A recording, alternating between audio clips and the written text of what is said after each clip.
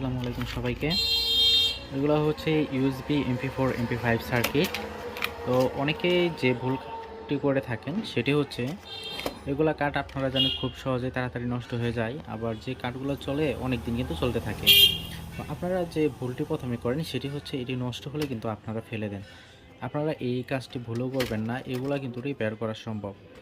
যেমন আজকে আমি একটি কাঠ রিপেয়ার করেছি, দেখতে পাচ্ছেন।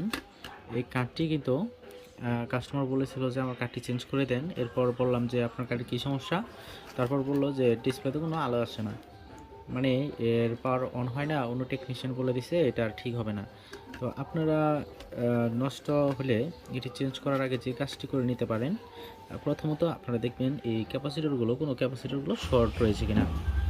এরপর আপনাদের যে কাজটি করতে হবে, এখানে যে একটি 2 পেয়ার ক্রিস্টালটি দেখতে পাচ্ছেন, এই ক্রিস্টালটি প্রথমত আপনারা চেঞ্জ করে দেখবেন।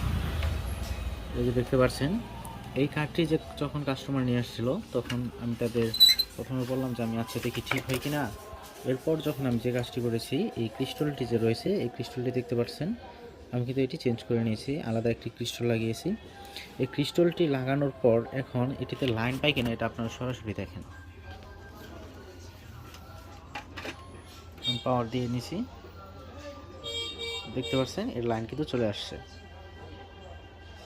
তো আপনারা যে কাজটি ভুলেও করবেন না সেটি হচ্ছে, যদি কখনও দেখেন যে কোনো কাঠ নষ্ট হয়ে গেছে সেটি সরাসরি চেঞ্জ না করে দিয়ে আপনি 5 মিনিট 10 মিনিট যদি আপনারা একটু ঘাটাঘাটি করেন, তাহলে কিন্তু অধিকাংশ এই সার্কিটগুলো আপনারা রিপেয়ার করা সম্ভব।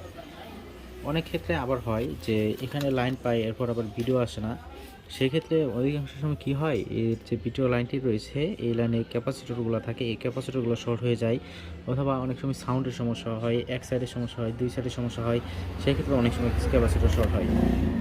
এই ক্যাপাসিটরগুলো চেক করে আপনারা এটা ঠিক করতে পারেন। এছাড়াও যদি আপনারা ভালো টেকনিশিয়ান হন, তাহলে অনেক সময় শুধুমাত্র এই একটি আইসি চেঞ্জ করলে আপনারা এই কাঠটি রিপেয়ার করতে পারবেন। এই ক্ষেত্রে আপনার পুরাতন যে বুটগুলো রয়েছে যেগুলো সম্পূর্ণ ড্যামেজ হয়ে গেছে সেই বুটগুলো আপনারা ইউজ করতে পারেন।